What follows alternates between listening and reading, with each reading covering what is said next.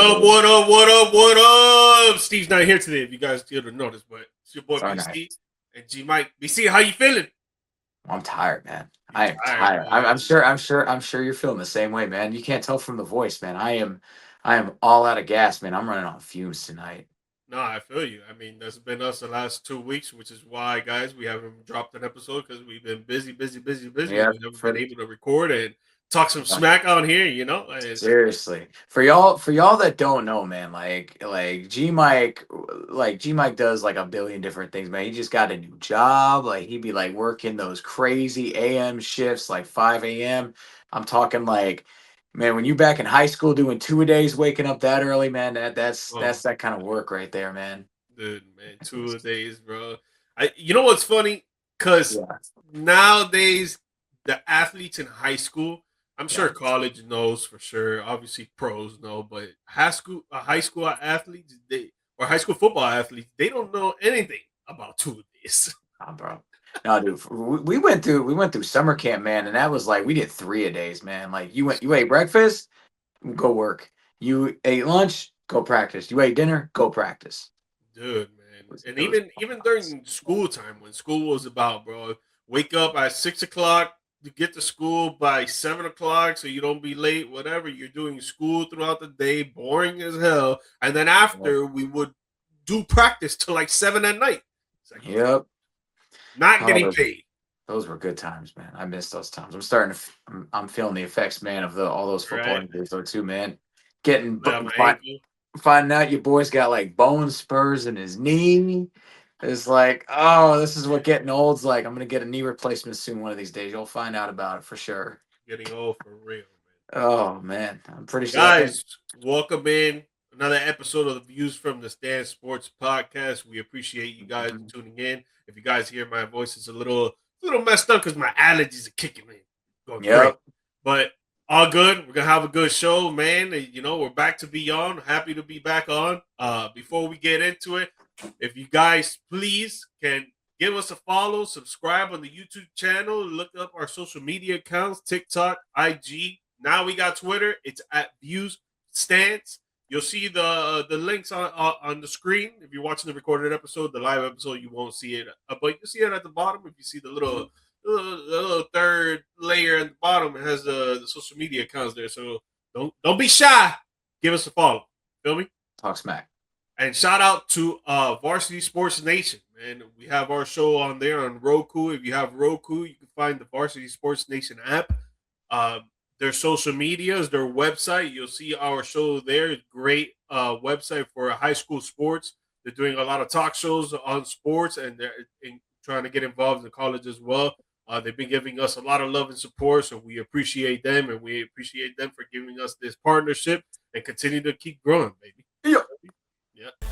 But today, man, we're going to be talking about some NFL. We got some of the very important to BC's dear heart that retired from his team. We got MLB Opening week.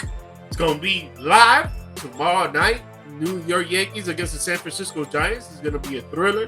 We got that NCAA men's basketball tournament has been going insane, has been bananas. We're down to the Sweet 16. It's the Elite 8. Sweet 16. Sweet 16, yeah. Yes, sir. 16, and some ballers on each of those teams, and it starts back up again on Thursday, goes to Friday and Saturday, and then the following week will be the Elite 8. And we got a player that just been waived by the Milwaukee Bucks, and we'll talk about that whole drama and what exactly happened. So we got a lot of stuff, man. We got a lot of stuff to share with y'all, so without further ado, news from the world of sports. Yo boy, BC, Lavonte David has retired from the NFL and has retired from your favorite team, the Tampa Bay Buccaneers. A 12-time captain, key member of the Super Bowl winning team back in 2020, and the longest tenured player on the Bucks' current roster, retiring after 14 years. He actually said this the other day. I feel it's time to move on and find a different path in life to be a dad to an amazing little girl over there. Pointed to this little girl while he was at the press conference, 3 years old. Having a girl help me become a man, help me understand what is important in life. he said this a week ago when he was making his decision. The first thing I thought about is how to figure out my life, how to figure out my identity, how to figure out who Lavonte David is. People see me as Lavonte David, the football player, but who is Lavonte David? The main thing is being a great father. So I bring this up on why he retired, saying that it was because of his daughter, which I truly believe it is. But knowing you work for the Tampa Bay Buccaneers, I'm sure you have some inside scoop that you can't share all of it with us. But I want to know if you think there is something more that is happening behind the scenes than him retiring because of his daughter, and it's not something else. I will say that from what I've just kind of heard and just kind of seen over the last few years, especially just because he's been signing 1 year contracts since, gosh, like 2022, 2023. So this has been just kind of a yearly thing with Lavonte where it's, hey, how you feeling? Do you want to come back for another year? Because they could easily sign, they could have easily locked him up long term, but he was at a point in his career, I want to say in 2023, when he just started to he just wanted to take it on a year by year basis, kind of like what LeBron does in the NBA. And for the last few years, I would say, especially like 2023 with Dave Canales as the OC, the Bucks making that surprising performance against the Eagles. I think the year after with Liam Cohen as the OC and the Bucks, having the best record they've had under Todd Bowles, the offense looking great. There was a lot of room for optimism to think that Lavonte could keep going, and he just continued to seem like an ageless wonder. Like he was never really going to age that badly at all. Even to this year, his last year, he's still out over 100 tackles, multiple sacks, multiple forced fumble recovery. Still finds ways to fill up the stat sheet, but this year definitely looked a lot different than he had in previous years. Even the year before that, sure he would miss the occasional tackle and stuff like that, but this year he seemed to miss a lot more of those. His mind was still sharp. He was still able to put himself in the right positions to make plays, but his body just didn't look like it was able to produce like it used to. And he was also dealing with several he was dealing with knee injuries at this point in the season as well. And then just pair that up with the late season collapse that I think that the Bucks had. I think all of those things, not kind of combined with the fact that again he wants to be a good dad to his daughter. What player doesn't want to be that? And I think all of that was just the perfect storm for him to really be able to move on, I think. And I don't think any player wants to go out on a losing season, not go out making the playoffs. I don't think any great player wants to. No player doesn't want to go out on top. Like Peyton Manning did in the Super Bowl, Ray Lewis in the Super Bowl, Tom Brady could have in the Super Bowl. But there's always going to be that drive to keep going, And I honestly, it's sad to see this as his last season, just because of what happened at the end. But honestly, he was able to get a win at home. I think that was great. He was also able to make his final season the 50th season in team history, which I thought was pretty cool. All the different homages and different throwbacks and honoring the past. I think that this was pretty cool that we got to kind of see. It's almost poetic that his last year is in the 50th season of the team, and he leaves behind a great legacy. Again, numerous categories. One of the top five in games played, forced fumbles, tackles for loss. Didn't get as many interceptions compared to his contemporaries, but the second most for a player that wasn't a secondary player. So he just all around and probably the most underrated player, not just in Bucks history, but probably in the history of the NFL. The stuff that man should have been given in his career, and he's only made one Pro Bowl, one first team All Pro, should have had 3 or 4 in each, I think, easily. Yeah, very well said. I don't think there's anything more that's going on behind the scenes. I think it's just the fact Yeah. that a lot of wear and tear on his body. 14 years playing a linebacker position where you're always getting hit constantly each and every play, either by offensive lineman, a running back, or even by a small time receiver that could come and clip you from the sides. Like it's a lot. It's a lot that goes on with your body and your mind. Obviously, on top of the fact that you're traveling a lot. A lot of the time is being spent away from the family. A 3-year-old daughter, Yep. that 14-year career. A lot of things changed in the last 3 years in his mind, in his family's mind, the relationships around him, the friendships around him, for sure. So he would have to put that priority forward. And after 14 seasons, man, like, dude, it's already like, yeah, like you're saying, he was getting 1 year deals for the last, what, like 5 years? It was? It's like 2-3 years, yeah. Yes. Easily. So he was already in the mindset of like, I'm thinking of retiring this season.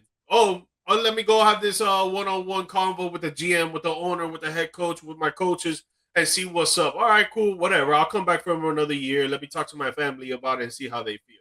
That's the type of path that he was on for the last 3 years. So now he was just like, look, Tampa, sorry, BC, but Tampa's a mediocre team. Doesn't look like we're really going places. Like, I can't be just hanging by a thread. Now you guys are getting Todd Bowles back, where a lot of people seem to disagree with that they don't think that's the right move that the Bucks should do. Maybe he's on that tip too. He's like, yo, this guy hasn't really done anything for us. Yeah, we won back in 2020, but it wasn't really with him. Yeah. So if this guy can't get us to the promised land right now, and I'm already at this age and I'm trying to be with my family, my body's already telling me to quit, like, why not just call it quits right now? Yeah. And that was interesting though too. Like Todd Bowles, a lot of people, when Lavonte had an interview about whether or not he plans on coming back, he cited Todd Bowles, like his importance coming back, because he said, paraphrasing it, had he not been brought back as the head coach, he would have already retired. Which, I mean, I kind of understand it, but then at the same time, it's like he's still retired anyway. It's just like 2-3 months later. Yeah. But that's neither here nor there. Like, I really, I don't want to focus on gripes and stuff like that with Todd Bowles. I'd rather focus on the legacy that Lavonte is leaving behind, and Yeah. he is this is no small feat either to say, but the second greatest linebacker in Bucks history behind Derek Brooks, who's a Hall of Famer. Like, they're basically, if we could have had two of those guys playing together for their entire careers on the same team, Wow. best linebacker tandem in the NFL. Both did basically the exact same thing, could rush the passer, could tackle anybody, could play in coverage, pick off passes. They were just absolute studs of their generations. And again, it is a shame that Lavonte does not have more than one Pro Bowl and one first team All Pro. And he's honestly up there with guys, Bobby Wagner, Luke Kuechly. I would say he goes up there with guys like Patrick Willis, Fred Warner. Like, he was that great. And because he spent the first part of his career as an outside linebacker in a 4-3 scheme, a lot of those Pro Bowls and All Pro selections got oversought by 3-4 outside linebackers who, let's be honest, they were basically glorified defensive ends. So deserved a lot more, but I'm sure he'll still take the Pro Bowl nod. He'll take the All Pro. He'll take the Super Bowl ring, because a lot of those guys like Luke Kuechly, Patrick Willis, Fred Warner, they don't have those. Like they don't have rings like that. So he will definitely, I would love if this upcoming season they put him in the Ring of Honor, maybe alongside Gene Deckerhoff, the play-by-play radio guy, but he definitely will get a spot in the Ring of Honor.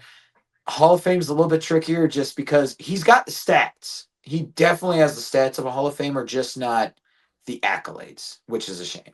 Yeah. Shout out to Lavonte David, man. Great man. career. 14 years is a long time to play. Super Yep. Bowl champ, Yep. Pro Bowler too. He can say that he put it on his resume, man. And Yep. he ran a defense to where they could stop a lot of teams from scoring the football. So shout out to him, man. Yep. Now he's going to enjoy fatherhood, man. Happy for him. Yep. Facts. Well, we'll move on to another player one player that ended his career by choice, another player that put his career on pause, and it wasn't by choice. And that was Cam Thomas getting waived by the Milwaukee Bucks. And, dude, just to give everybody a little insight, the Milwaukee Bucks waived him after 2 months of signing him to convert a two-way contract for forward Pete Nance into a standard NBA contract. Bucks general manager John Horst said Thomas has a key part of this team's ability to contend this season and in the future after he joined the Bucks when he was waived by the Brooklyn Nets on February 8th. So he said that when they signed him, right? Mm-hmm. When Thomas scored 34 points off the bench in his second game with the Bucks on February 11th, Coach Doc Rivers raved a lot about him after saying, I've had Jamal Crawford, I've had Lou Will, Now I have Cam Thomas. Before I keep going, why are you comparing this guy to those two greats? Yeah, Thomas's role diminished in the recent weeks. He averaged 9.6 points on 41% shooting with 1.9 assists, 22% from the three. Yikes. Yeah. 16 minutes in 16 games. Since that game, he scored 34 points off the bench. Now, with all this said and done, Coach Rivers said this yesterday. We ran out of bodies. At the end of the day, there were more guys you have to make a decision on. I thought about Cam was a really good overall player, and he may be someone we revisit in the future. Just where we're at right now, it's not really as the hunt as it was when we signed him. We thought it was the right thing to do for the rest of the guys right now. With that being said, him being waived by the Brooklyn Nets back on February 8th, and now being waived less than 2 months of him being with the Bucks. Yep. Is there something about Cam Thomas that doesn't make him a good locker room guy, or is it his play? Did he not fit right with the Bucks? The schemes weren't good for him, or is it more of his personality? Like, basically asking you, is it him or is it the teams? I think it's just definitely him at this point in his career. Like I remember when he torched the Magic, got 34 points in that victory against Orlando. And a lot of people were saying, like, man, why didn't the Magic go after this guy? And I mean, we're kind of seeing now, like, this is kind of why. This is what happens when you have a lot of streaky bench players, streaky shooters and everything like that. Like they look great, they look hot for a game or two. Going back to Cole Anthony as another example. Oh, he's got that dog in him. Looks great. Makes some clutch shots. Makes some big points. Scores like 30 in one night. And then he disappears for like stretches of the season. And it's like, I'm sorry, but when it comes to being an NBA bench player, you can't be streaky to where you are hot for one game and then you're absolutely cold and nobody knows where you're at the rest of the time. Like you gotta have some consistency. Name me those names again. Read off those names that Doc Rivers said that he got spoiled with, and now he's got Cam Thomas. Who do you compare him to again? Let's read him one more time. Quote, I've had Jamal Crawford. I had Lou Will. Now I have Cam Thomas. So, two guys who have the most 6 Men of the Year awards in NBA history. Three-piece. There is no comparison to him. I will say Jamal, you could say at times was streaky shooter, but dude had a bag and he was consistently getting you 10 a night, 10, 15 a night. Easy. There were not stretches where everyone's like, oh, where's Jamal Crawford? Because he would pull out so many different moves behind the back and everything. You'd be like, oh, yeah, there he is. Cam Thomas? Who? Where? Bad comparison. After one game. Yep. After one game. Back. Yep. Yo, like I said, man, they're streaky players. There's a certain, I guess, place for them, but as far as like being like a sixth man, like the guy that you plug in right off the bench, no, those are the guys you kind of bring in a little bit further down on the depth chart. And I think Cam maybe saw himself as a little bit more than that, but at this point in his career, he's not that guy. Not that guy. You want to know how I know that he's a locker room problem and it's not because of the teams? Let's hear it. Two things. One, he was waived from two teams in one season. Mm-hmm. The second is when he was waived by the Nets, he said, the Nets don't let you go out there and be yourself. He started tarnishing them. And if you're a player that can be the bigger person in this instant of being waived and going to another team and just trying to prove yourself and put yourself in that team to help them win, you're not going to be worried about what just happened in the past. You're going to be grateful and glad that you just got another opportunity to play, right? Yep. After a few games, he goes to tarnish the Nets, where he could have just left it is what it is and just move on. Be like, oh, Yep. I thank them for the opportunity. It just didn't work out there, but now I'm here and I'm ready to go. No, he didn't do that. He started to tarnish them and talk smack about them, and that's when I knew, this guy feels himself too much, so to say. Like he thinks that he's better than what he is, and I think he's good. I think he can eventually, if he grows up and he becomes more mature, he can eventually get to Jamal Crawford and Lou Will kind of sense. Not saying that he would be them, but in that aspect of being a good six man in helping teams score and win, being a big impact on them having success, he can do that. But you got to change the mentality. You gotta be a good locker room guy, a good teammate that people want you around. Because another thing, when have you heard someone say something good about Cam Thomas? It's been a minute. Never. I've never heard it. I've never heard anybody, no player, say something good. Obviously, now the coach is saying something good because he's being asked by the media on how they perceive a signing that they had in the middle of the season to help them win and get them into the playoffs. Obviously, it didn't work out. So they're going to ask him the question, and of course, he's going to answer it. Yep. But I haven't heard any teammate of his from the past or now, and obviously now he's waived, have said something good about him. So that's another reason why I know that he is basically like a bad insect in the locker room. Yep. Well, and the fact that on the court though too, I just feel like his presence has kind of been like we've said, it's been a little bit overrated. Like this year, he's got about, let me pull up, he's got like 13, 14 points a game. He's shooting 11 shots a game to get to that point. Even in the years where he looked great, like, oh man, he's got like 20, 22, 23, 24 points a game. Yeah, 18 shots a game, it'll get you that. It's pretty easy to do that when you're taking so many shots to get there. Again, inefficient scorer on the bench, hot, cold. Just I feel like his peak has. I feel like we're on the downside already, and he's only what about 25, 26? No, 24. He's 24.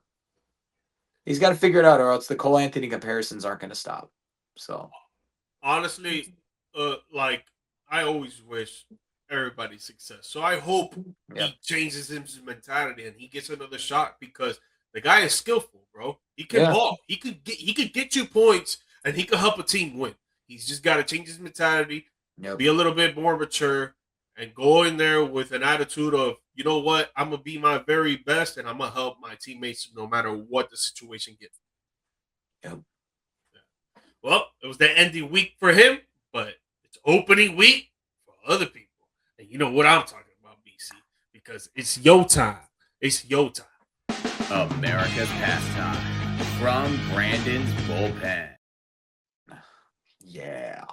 Week, baby, MLB, and it starts tomorrow with the New York Yankees visiting the San Francisco Giants Wednesday night, 8 p.m. It's going to be a good show after the World Baseball. So about 4 or 5 o'clock on Pacific Standard Time, so they'll be starting with the lights still bright over there. Shine. Yeah, man. It's so gonna be dope, man. It's gonna be dope because everybody was. I wouldn't say everybody, but a lot of people were tuning into the World Baseball Classic, and oh yeah, dude. At the end of it, Venezuela won. Happy for them. With all the stuff that they've been through, sucks that they beat USA, and USA lost the same score that they lost last time to Japan, which was 3-2. Venezuela did it to them, man. But now it's ramping up for MLB Opening week, and opening days tomorrow. I'll let you take it. Dude, before we get into opening day or opening week in general, I just got to say, this better be the last time Mark DeRosa coaches Team USA. Because, like, back-to-back chokes in the finals like that, can we not get anybody else? It doesn't have to be a current manager. Let me ask you. Yeah. Why is it that there wasn't a current manager coaching? I think, honestly, a lot of it is just because they want to be for the players. I feel like in their minds, it's easier for them to kind of just play and get into playing shape. For the coaches, they want to be there more with the teams to evaluate the young talent. They want to be there because then if they're having to manage all these other players, MLB you're talking about. Yeah, exactly. Okay. Yeah, like if Kevin Cash were to manage Team USA, he's not going to be able to look at some younger guys, be able to work his rosters and his lineups. No coach is going to be able to. So it's kind of it's just kind of not a good time for them. But, I mean, there are still other former managers that they could easily bring. Joe Madden, former Rays and Cubs manager Joe Madden, would be a much better fit for Team USA, I think, than Mark DeRosa, because he actually was really good at matchups and getting his players to play. The biggest problem with Team USA is that they were so unfocused. They'd crack off 3 straight wins, capping it off against Mexico in the second to last game of the pool of play, and then drop it to Italy. Like, what are you doing? And then, yes, they got the great win against Dominican Republic. Awesome. Phenomenal game. Dramatic, down to the wire, exactly what you want. But then it was just kind of more of the same in the finals. Resting on their laurels, waiting until the very end. Oh, yeah, now let's finally get a home run. Yeah, let's finally now tie it up. And then it's too late. Venezuela wanted it more than them, and they got beat again because a team wanted more than them, and that's their fault. But that aside, Team USA aside, it's no longer our sport anymore. It's Venezuela's sport. But that aside, if we're playing recency bias, yeah, Yankees versus Giants. It's going to be a good one. You got Logan Webb, Max Fried taking it to the hill. Battle of the Aces here. It's going to be, I think, a good matchup for sure. You're going to get a little bit of some history though too between these two teams. Like before the Giants played out in San Francisco. For those of you old heads, for those of you that are the boomer generation, they'll love this segment. Um, Giant or San Fran actually played or not in Brooklyn, in New York for a while. They used Polo Grounds. It was a good old rivalry between the Yankees and the Giants. So not necessarily Yankees Red Sox to start off opening week, but still a fun matchup, like a callback to the good old days, stuff like that. And then tomorrow, or then the day after, Thursday, 11 games on tap. A lot of good matchups here. You've got Detroit versus San Diego. That's going to be a good matchup. Tarek Skubal, who's got a bone to pick with the Tigers brass for still not signing him yet, even though that man is due a bag and then some. Probably my favorite Tiger right now. But then my favorite matchup of the week, Tampa Bay Rays going up to St. Louis and taking on the Cardinals. My dad's side of the family loves the Cardinals, and then everybody else in my family loves the Rays. So it's a match made in heaven. I'm excited to see Drew Rasmussen getting his opening day start. I'm excited for guys like Junior Caminero, who killed it in the WBC. Big star making moment right there for Junior Caminero for Dominican Republic at third base. You got Carson Williams, the young hot shortstop for the Rays. A lot of older veterans, guys like Yandy Diaz. Oh man, I was about to say, G-Mike's getting a little allergic to the baseball talk already, man. I'm here sneezing in the background. My allergies are killing me. But there's a lot of good storylines for the Rays this year. They've got the fact that you got the ownership drama, the stadium drama on top of opening week here. But I think it's going to be a fun opening week, and I'm looking forward to with those storylines so far. Yeah, man. After the World Baseball Classic, I was like, dude, I have to start watching baseball more. I started the other day. I was actually thinking, I'm like, dude, you know what? I'm gonna try and get some fellas together, start up a softball league. You know, Dude, play, hit me up, man. I will come down south and oh play. yeah, 3.5 hours. Hey, I'll come down there, man. Like, fly me down. I'll play first base. I'll be like that one guy from Benchwarmers, bro. Yeah, bro. No, I've done it before. It's super fun, man. You go out there with 10 guys, and bro, it's dope. It's like 10 weeks, and including playoffs. So like it's like what 2 months, 2.5 months. It's super dope, super dope. But yeah, I was like, man, I gotta start watching baseball again. The World Baseball Classic was phenomenal. I actually stayed up that whole time to watch that Venezuela game against USA. It ended almost at midnight. It was a thriller right to the end because after Bryce Harper hit that home run, USA got up and they were like, "Yo, man, we think we could do it." And then Venezuela came back and said, "Nah, man, we wanted more than you guys do," and they did. They did. The whole time they're showing that they wanted it more. Yep. And I will say, like, looking into some more matchups for opening day, some ones to watch about. If you're big on pitching, definitely Pittsburgh versus New York. You got Paul Skeens, Freddie Peralta. That's gonna be a great matchup. Again, Tarek Skubal versus Pavetta is gonna be great. You got Garrett Crochet out taking the mound for Boston against Cincy. That's gonna be a fun one. Honestly, the biggest question, and it's gonna be Arizona and LA. Zach Gallen versus Yamamoto. The question is, who's going to be the team that steps up and beats the Dodgers? Because Nobody. if you've been seeing the whole AI generated list for like World Series champions the next 10 years, it's depressing. It's the Dodgers every single year. So, and that's the other thing. Next year, we're going to get a salary. This might be the last year we have baseball for a substantial amount of time because this seems to be the most heated collective bargaining agreement in recent history. Like, players don't want a salary cap. Owners want the salary cap. The players want a salary floor. It's going to be, hold on, buckle your seatbelts. It's going to be a wild ride for the next couple of years. And it starts tomorrow night. So it's going to be good, man. It's going to be good for real, man. It's going to be good. Excited for baseball to start, baby. New York Yankees tomorrow. You already know. We're going to several Marlins games this year, dog. Yeah. I'm a Yankees and Marlins fan. I know some people say, "Oh, you can't be fans of two teams." Blah, blah, blah. Suck it, suck it. But yeah, can't wait, bro. It's gonna be fun. It's gonna be fun. But hey, what has been fun too, man, is this March Madness tournament. Woo! Yeah, man. Who loves a good tournament, right? Who doesn't love a good one? It's been crazy. It's from the hardwood with VFTS. VFTS for real, baby, because March Madness has been going crazy for the last few weeks, man. It's been insane. Unfortunately, both of our teams has been knocked out of the team got knocked out first round. Right? Yep. We lost by 4 against Louisville, but that's what happens when you start off ice cold from beyond the arc. So Yep. And then we lost to one of the best teams in the nation, Purdue, by 10 points. Last week? Saturday. Yep. Yeah, it was a respectable game though. Like respectable. Yeah, man, we gave them a fight for sure. It's just too many mistakes, too many turnovers, a lot of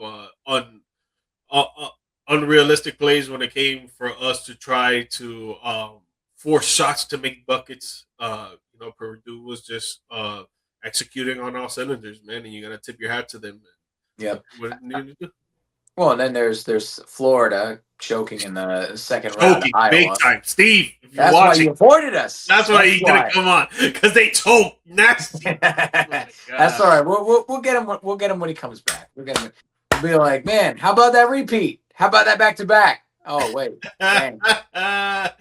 Did you see that one photo of that dude that was huge in the stands? Did you see him? I did, man. That was good. Like, yo, what's up with these Gator fans being huge, bro?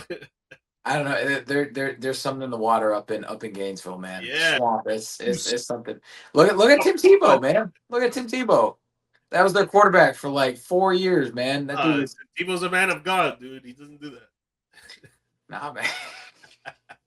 Oh, that aside, but yeah, but it's been a good tournament. I think last time I checked, there was like 2 or 3 total brackets left that weren't busted. I could be wrong. That was like I think a day ago I'd heard it. It was one. There's one left, and one left. I think a lot of brackets went to crap when Wisconsin lost, because Wisconsin loss, bro, that was very surprising to me. Honestly, from what my buddy told me, like I had a buddy that was working USF baseball with, and he was like, he was hoping we got the matchup with Wisconsin. And I was like, when he got Louisville, he was like, yeah, High Point's gonna upset. I'm like, dang. And then just to see that come true, I'm like, oh, that could have been us.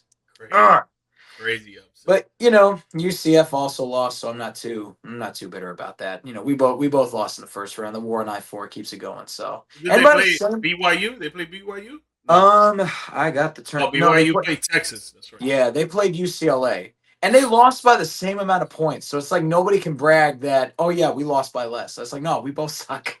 I mean, it doesn't matter how much you lose by. It's either you win or you lose. You know what I'm saying? But we got some good games starting up again. It's Sweet 16 this Thursday. We got, if you want to do some quick hitters here, Texas Purdue. What you got? See, I was gonna say you got Purdue's pretty much like 7.5 point favorites. They're not. I don't see Texas making it any farther than this, where their Cinderella story comes to an end here. Yeah, I like the way they've been playing though. They've been playing a lot of top notch defense, very together on their zone play. The hustle is crazy, outstanding. Which is why I picked them to beat BYU. I was like, yeah, they got AJ. AJ would be nasty, but Texas, the way that they've been playing on a heater for the last 2 weeks has been insane. But Purdue, like I just mentioned, they're just very, very well executed. Like They know how to run their plays, how to make tough buckets, how to make easy buckets, and not to do so much and just to do the right amount and make the game simple for themselves. And Texas, they're gonna give them a fight, but I think in like the last 6 minutes of the game, Purdue's gonna take off and maybe win by like 7 points. Actually, I think the spread is pretty good, 7.5. I would say 6.5, but I think the spread is pretty good. Yep. Ohio, Iowa, or Nebraska. See, that one is where I've got the upset. I think Iowa, they're rolling off the momentum they've got against Florida. Nebraska barely made it out against Vanderbilt. So I'm gonna give the nod to Iowa. I think this is the one where this will be kind of a Cinderella story. A bit of a higher seeded Cinderella, but it's still technically you're a lower seed compared to the others. So you technically make the cut. So yeah, I got Iowa against Nebraska in that one. Nebraska has been playing really good lately, and this is the first time that they ever make the Sweet 16. So you gotta applaud them for that. But I think Iowa shooting this is gonna outmatch Nebraska's. I think they have some really good guard play, and Nebraska's not gonna be able to hold up with it. I got the upset on this one too. Arkansas, Arizona. That's the game that I need to. I got Arizona on this one, man. This one, I like the way that they've been playing. I know Arkansas, I think maybe there's just a little bit because Arkansas also beat High Point, but like, I don't know, man. I think I think they got just enough juice to be able to outlast Arkansas. And, like I said, man, you took out High Point, you took out the Cinderella. I just don't know. Yeah, I got Arizona too. I just think better overall team play offensively and defensively. Arkansas has a better point guard at the position for sure. I think he'll be a top 5 draft pick, if not top 3. But Arizona's team play is just going to outmatch Arkansas. Arkansas is probably going to lose by 5 points in this game. And then the last one of the night Thursday is going to be Illinois and Houston. This is another good game too. I just think the Arkansas Arizona one is going to be better. Yeah, this one I got Illinois on this one. Again, I like the way that they played. They've been playing the last few weeks. I mean, obviously dominating Penn, and then pretty sizable. You could argue probably say dominating VCU as well. So I think that they keep it rolling. I would say both schools have dominated the opponents that they played. I just like Illinois just a little bit more in this case. Yeah, I'm gonna take Houston. I feel like they're very speedy. They hustle more. Illinois got a good front court. I think they'll probably get more rebounds in this game, but Houston's going to execute their shot making and the way that they play defense too. Like I said, they're speedy and they hustle, so that means on defense they're going to be doing that as well. So if Illinois doesn't take advantage of their offensive opportunities, Houston is going to do that on the other end. But yeah, man, a lot of basketball coming up lately. We got March Madness coming down to Sweet 16. Next week is going to be Elite 8, and then 2 weeks from now is already going to be the Final Four. Then we're going to have the National Championship. It's going to be Which is kind of odd, though, because then it's like National Championship's going to be on April 6th, man. We can't call March Madness anymore, dude. What are we doing? But the thing is that in March, there's madness. I know. So that I don't know what you know what I'm saying? Somewhat, man. We got to find a way to rework this a little bit. Maybe move the tournaments back a little bit, like get the whole tournament in March, man. You got to. I guess maybe. That's marketing, man. That's the marketing in me. But a lot of great college basketball on tap. A lot of great basketball has been played so far. So I've been absolutely loving it. Which I mean, we'll kind of talk about a little bit the opposite here in just a sec, right? No, that's exactly what we're going to talk about because, like you just mentioned, there's madness in March, and then in April, there's April Fools for us too. Nah, March Madness, April Sadness. There you go. That was perfect. There you go. And the reason we bring that up is because we wanted to vet a little bit about our 2 NBA teams, the Miami Heat and the Orlando Magic, and how they have been very mediocre and sad and disappointing this season. And I feel like we're at a point that we are used to this. So want to start off with BC first and let you guys know how he's feeling about the Orlando Magic, where they should have been a top 3 team in the Eastern Conference, and now they're not even top 10. We should have been top 2 because at the beginning of this year, there was nobody. The only team I was worried about at the beginning of the season on paper was the Knicks. That Not was it. Detroit. Not Detroit at all. No, I mean, Or Cleveland. I'll be honest. I thought they would be fine, but I did not see them being that good. Let me say that. I was not worried about them in a playoff game as much as a team like New York. I thought for sure this would kind of reignite that old like Knicks Magic rivalry from way back in the day. But I thought for sure they'd get 50 plus wins. I thought for sure their defense was still going to be like top 5 in the league. I thought their offense was going to be taking a step and being like a top 5, maybe even a top 10, because supposedly for the last 3-4 years, it's been players have been injured and just keeping that continuity. And again, Well, players those have are been, facts. Those are facts, though. They have yes, been in. yes. But the thing is that people have almost been using it now as a crutch to be like, okay, well, we're just going to continue to excuse mediocre play when not everybody is together. They have enough star power on this team, even when guys like Franz Wagner aren't playing, even when Jalen Suggs isn't playing. It's not like the Miami Heat big three, for example, where you have like Wade, Bosch, and Braun, and then like kind of after that, like that first year where there was like nobody on the bench. Like they have plenty of guys to go through. You've got outside, all right, let's name the core 4. Suggs, Bane, Paolo, and Franz. After those guys, starting with your guards and your wings, you've got Anthony Black. You've got Tristan da Silva. You Got just Angel Reese. Oh no, sorry. this window harder, but yeah, Angel Reese's man. There you go. But you got Dell. You've got Goga Batadze. You got Mo Wagner now just coming back. You have depth on this roster. Ji. The problem is that again, a lot of these guys are getting hurt, which is that on you guys for holding on to them for too long? Maybe you should have parted ways with the Jonathan Isaac. Maybe you should have parted ways with the Wendell Carter, because like looking at I said like, both of those, by the way. Just want to say. yeah. No, I agree. I think you could have packaged those guys and gotten something for them. But, this year you've got Wendell Carter Jr., 11, 12 points. Okay, that's better than what he's done that's better than what he did last year. As your starting center, 7.5 rebounds. I get it on offense, he's called to space the floor a little bit, and I get on defense, he switches a lot. That's the thing with the Magic. They like to switch. I get that. But as your center, you're still telling me like he can't give you double-digit rebounds? And then less than the steal and less than the block for me. I'm sorry. I get the switchability thing. That's still unacceptable for your center. To not at least get a block or a block and a half a game. And he's supposed to be athletic. So, and other people that they have on the roster, like Anthony, honestly, if I was the Magic, I would love to see a lineup that has like Suggs, Bane, Black, Franz, and Paolo. Put Paolo at the 5. I know he's not the best defender and everything, but he gives you a lot more on offense. So there's a lot of problems with this team, and I think Paolo's probably a prime example of it. I feel like the team, when he was hurt, the team kind of moved a little bit better with guys like with Franz, with Bane, with Suggs, because they kind of just let the offense flow around each other. They didn't try to do too much. If Franz wasn't having a great night, he wouldn't try to take 15, 16 shots. He would just defer to Bane. Same thing with Suggs.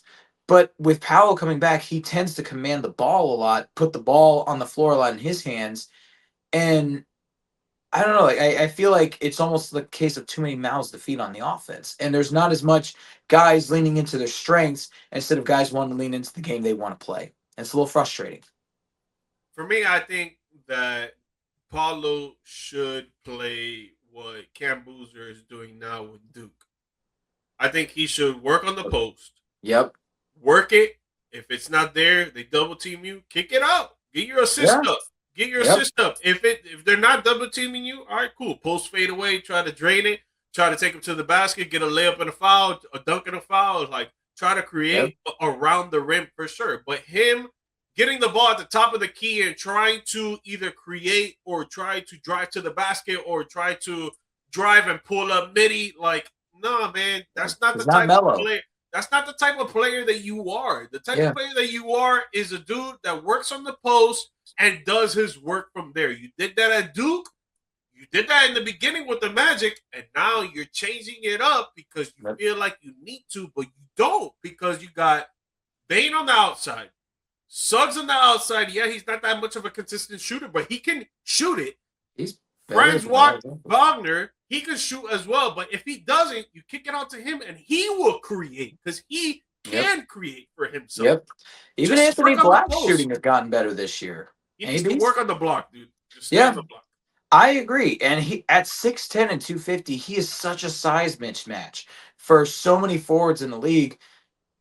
Like, you're telling me that he can't back a guy down and just do simple post fade or post hooks? Bro, 100%. He'll probably be the best dude in the NBA to do that. Well, and in addition to that, I wish the team would run a lot more pick and rolls than they do. You have 4 guys that are super physical on both sides of the ball. You're telling me that you can't have Bane and Powell running a pick and roll game and getting easy buckets like that? You're telling me you can't do that same thing for like Suggs and Franz? Like, those 2-man games that those 2 sets of guys could run interchangeably is amazing.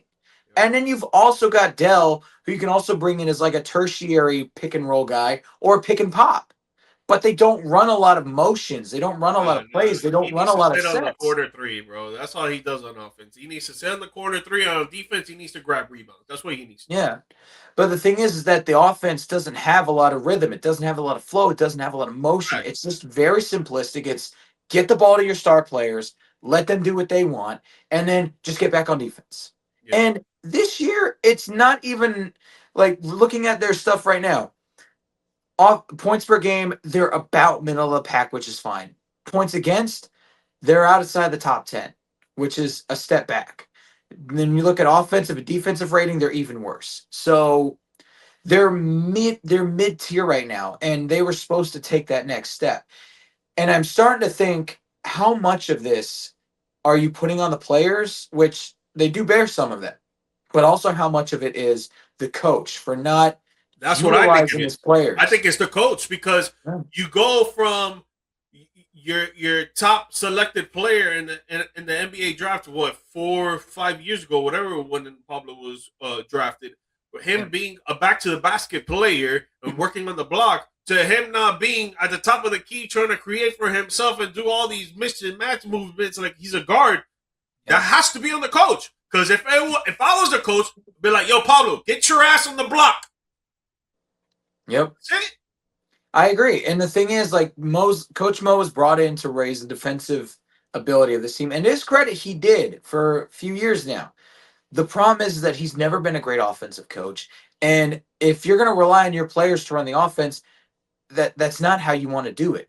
I think that pretty much with the situation right now, and I honestly do think that after this season, unless the Magic somehow win the finals this year or somehow make a deeper run to the playoffs than any of us expected, I think Coach Mo's done.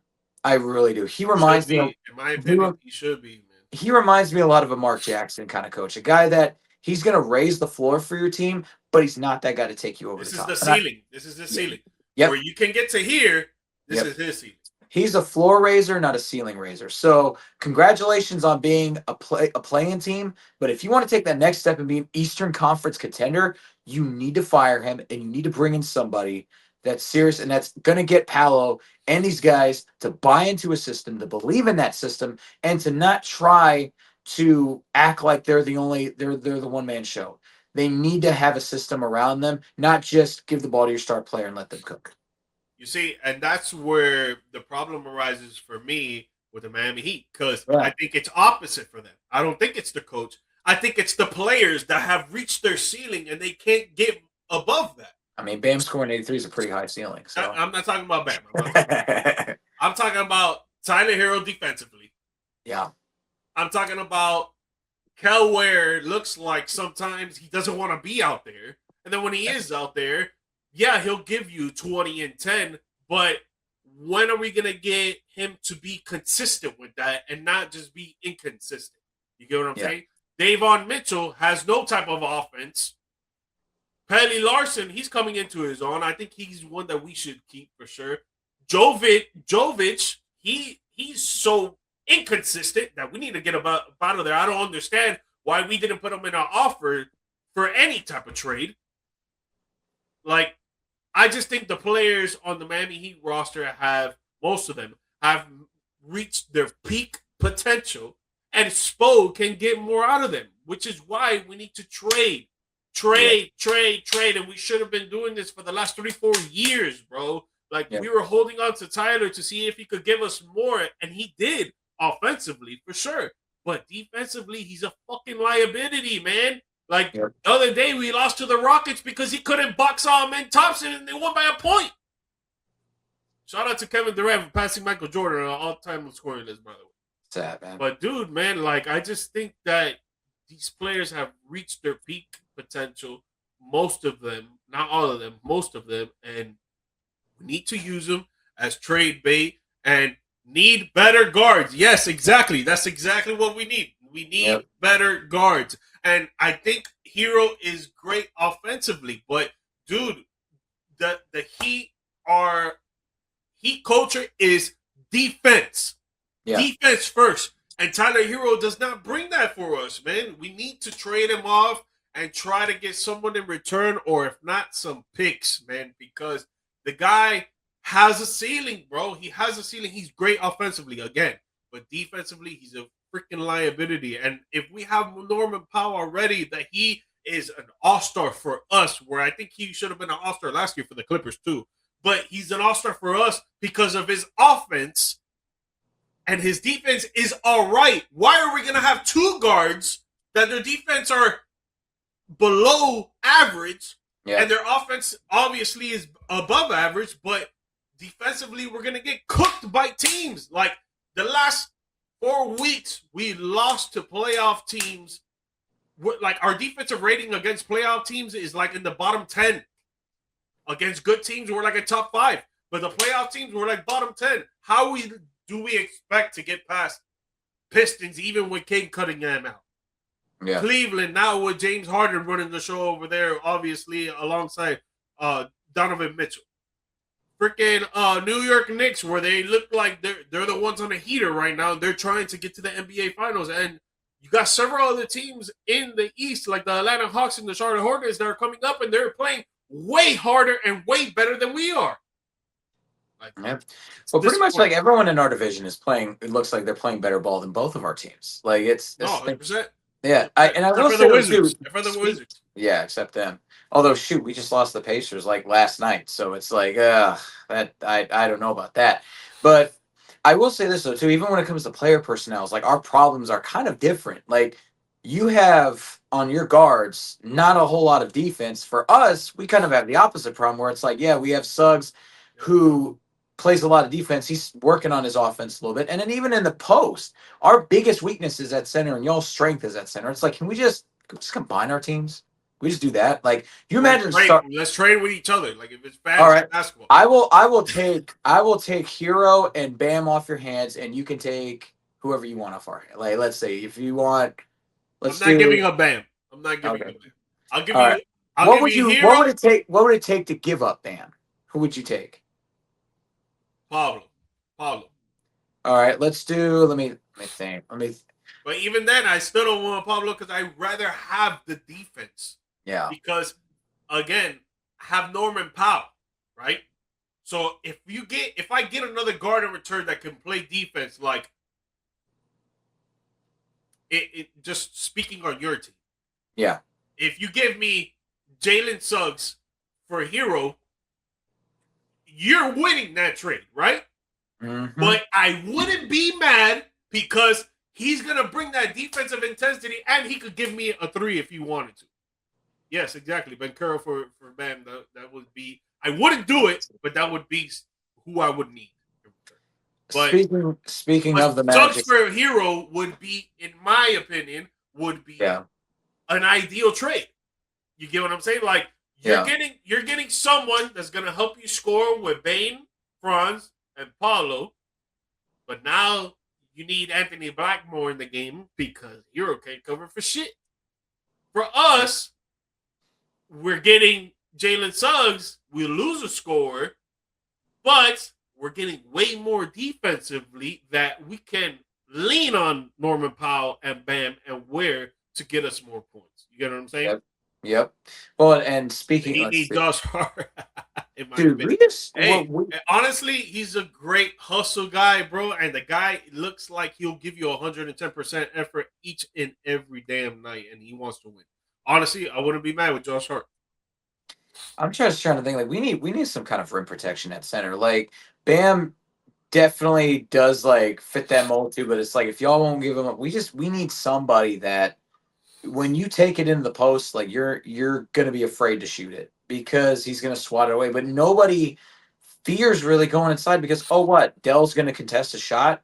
Congratulations. What good does that do? Like come oh well it's more than just block shots per game. It's like, okay, but you can't call yourself a rim protector if you don't protect the rim. Like you can be switchable and that's great. But how well do you actually do at the rim?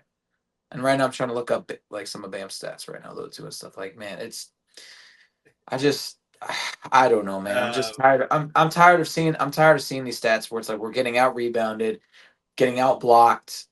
You know, we're getting outplayed on both sides of the court. And right now, speaking of getting outplayed, 125-118. Cleveland leads the Magic in 4 minutes left in the fourth.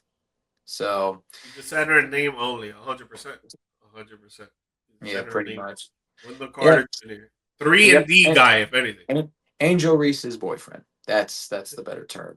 But see but that's another guy. Like we talked about hanging on for guys for too long. He's been here since 21 with Vooch. Like how many more chances are we going to give this guy before we let him go? He's just not that guy. And everyone keeps saying the same arguments and it just kind of gets tired of it where it's like, okay, you can't keep the same guys together and expect anything different. If you know somebody's holding you back, bring in a defensive-minded center. Doesn't even have to be a three-point shooter necessarily. Like, I'm tired of, they have to shoot the three all the time. Just make him competent enough with the ball in his hands.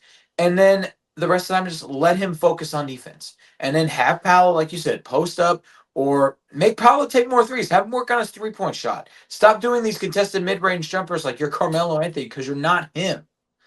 And then the rest of your guys are shooting well enough from outside where they're shooting 35, 36%. You can respect that. But, yeah, that's our crash out from the stands tonight. Yeah. On the Orlando Magic and Miami Heat edition. Yes. I'm sure Steve will have Dallas Mavericks coming in hot. Oh yeah. No, we would have got another 30 minutes if we had him here. Oh yeah, we'd be hearing how Concanupple should not be winning Rookie of the Year and it's Cooper Flags still. How Najee Marshall missed a wide open 3 to win the game the other night. How Nico Harrison is the worst general manager in the NBA history. Freaking salute, man. Salute you, Steve. Well, yeah, guys, thank you for tuning in for another episode of the Views from the Stands. Please don't forget to follow us on our socials, IG, TikTok, and Twitter. On Twitter, it's at ViewStands. IG and TikTok is at Views from the Stands. Brandon, let them know what you got going on, Mike. I mean, you got it in the thumbnail, or not the thumbnail, in the little bio right there. BC the brand _media. That's where you can find me on social media, on Instagram, on Facebook. Working on getting some other stuff going as well on YouTube and other stuff. Got to work with Mrs. on that one. But it's where you can kind of see the journey. You can kind of see, public address announcing, camera operating, voiceover work, trying to do all of it. So you can kind of see what it's like working in pro sports. And then the missus, y'all already know, y'all been listening long enough. Brandes.media, that's where she does her photography, videography, weddings, engagements, corporate events. She's fantastic at what she does. She best in the world. That's all I can say. So Brandes.media, BC the brand _media. That's where you can find the both of us at. Yep. Guys, you can follow me on socials as well. IG, TikTok, at GMike BC _ and on YouTube as well. I have another podcast with myself. It's called G Perspective. It's on all podcast platforms and on YouTube as well. And if you're into sports gambling, I run a Telegram channel where we offer sports gambling slips daily to get you winnings from $25 to $50 to $100. It's only $10 a month, and we have an affiliate program where you can make more money on the side as well. Been hitting on the NCAA Tournament, been hitting on the NBA, and now MLB opening up tomorrow night. We'll be hitting on that as well. You see the link pop up. I see what you did there. Feel me? I see the link pop up on your screen, and if not, just hit me up on one of my socials, slide in my DM, and we can get in a conversation to how to get you on and pop. BC, appreciate it, my guy. You already know. We're back again Friday. Go Yankees. Go Yankees, baby. Raise Get up. raised. Nah.